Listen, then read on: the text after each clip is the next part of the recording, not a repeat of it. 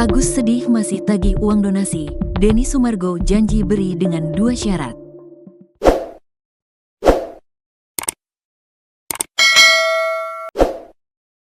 Reaksi Denny Sumargo soal Agus Salim yang masih minta uang donasi 1,3 miliar yang tidak sampai ke tangannya. Akan tetapi, Denny Sumargo merasa masalah uang donasi dianggap sudah selesai. Sebab, pihak donatur menginginkan uang itu didonasikan kepada orang yang membutuhkan, yakni warga Nusa Tenggara Timur, NTT, beberapa bulan lalu. Seperti yang gua bilang, masalah donasi Agus Salim ini udah selesai, tegas Denny Sumargo ketika ditemui di kawasan Senayan, Jakarta Pusat, belum lama ini. Pria yang akrab disapa Densu itu mengaku, langkahnya memberikan donasi kepada warga NTT atas dasar keinginan para donatur. Jadi pihak donatur itu semua tanda tangan kok, mau uangnya didonasikan kepada yang membutuhkan.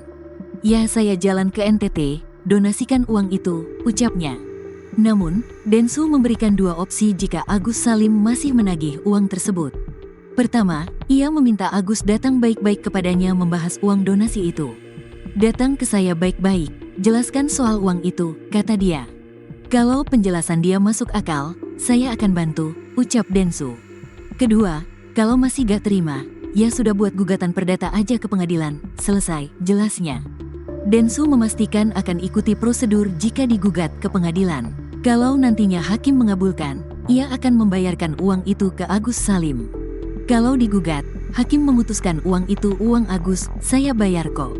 Saya ada uangnya, tenang aja, katanya. Jangan pidana, kalau pidana saya masuk penjara, uangnya siapa yang mau bayar, tambahnya. Denny Sumargo menyebut 2 opsi itu adalah bentuk tanggung jawab dari dirinya, bukan dari donatur atau yayasan yang mengelola uang donasi Agus Salim. Saya gak mau banyak musuh. Kalau mau uangnya, lakukan 2 opsi tadi, ujar Denny Sumargo.